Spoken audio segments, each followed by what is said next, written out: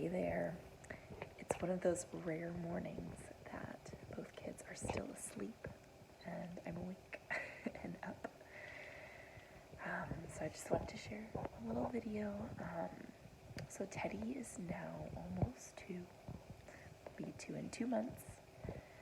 And thinking back to where I was when Maddie was his age is vastly different. And it's been a struggle, to be quite honest. And we've been in play therapy for his separation anxiety, which thankfully we've met our goal for that. We really have.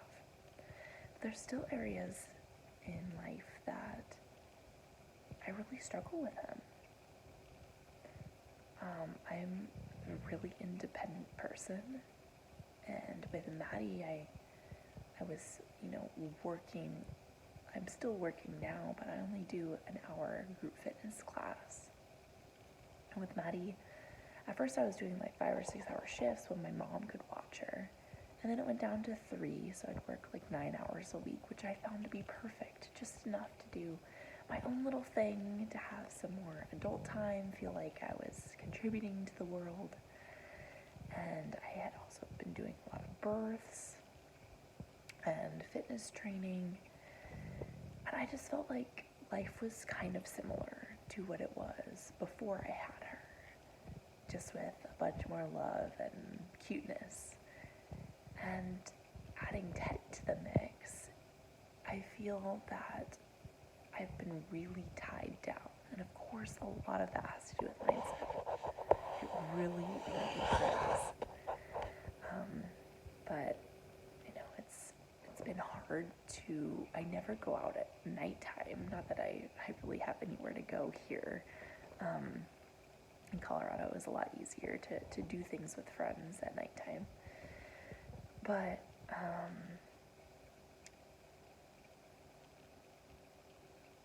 Ryan's put him to bed maybe twice in his whole life, whereas with Maddie, he was putting her to bed quite frequently at this point. And she would also sleep through the night. Teddy is still not sleeping through the night. And I remember reading posts from moms like, my kid is 3 and he still doesn't sleep through the night. I was like, oh, that's never gonna happen, never say never, right? Yeah, we're still not sleeping through the night, and that's been tough, because Maddie started sleeping through the night at like 14 months, I'd say, and that was a long time in my mind, because a lot of my friends were like, oh no, they're sleeping through the night at 8 months or whatever. What else? He's still sleeping in our bed. I put him in his bed at the beginning of the night, and then once it gets to my bedtime, I say forget it, because since I know he's not sleeping through the night, I just keep him in bed with me, so that way when he wants to nurse, it disrupts my sleep the least, because at this point, all of my oxytocin and all those birth hormones are definitely out of my system, and now I just want to really sleep.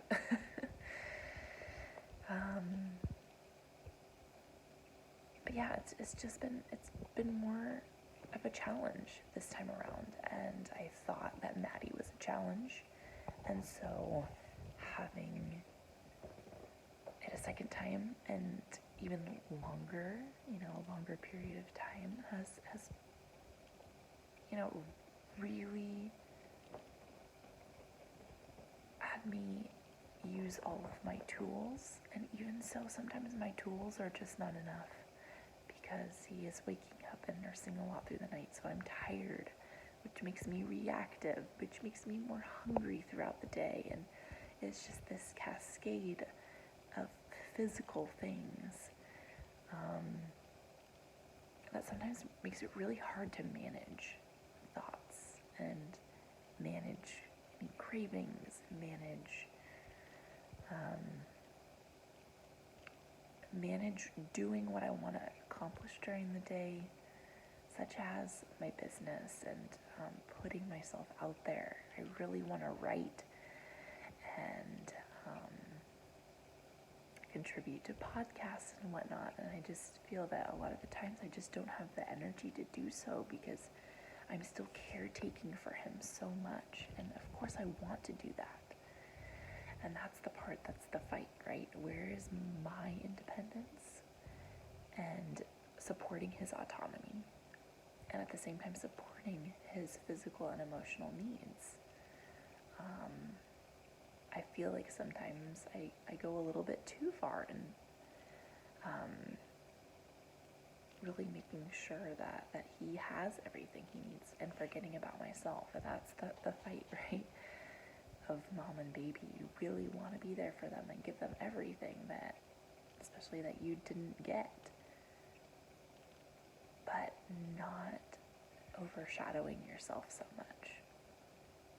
And I'm really glad that I have this time today, because this is usually not a time that I have. Luckily, he was up at 5:45 when Ryan got up, and we nursed till 6:15, and I had enough energy to get out of bed. And now I'm sharing this time with you, and this is exactly what I want. This fills me up, and knowing that I can contribute something, and as well as get my day started. This feels good to me to start my day. So thank you for being here with me, and in my pajamas.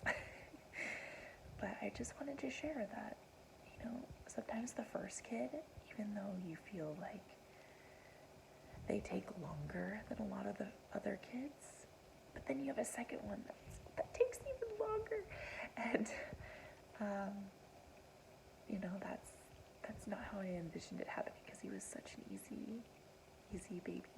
I don't like saying that, but he let me have my freedom those first 3 or 4 months, and I was like, great, this is awesome. And then it came back. But anyway, I love him to death. He is the cutest kid on the planet, and he always just wants to cuddles and love.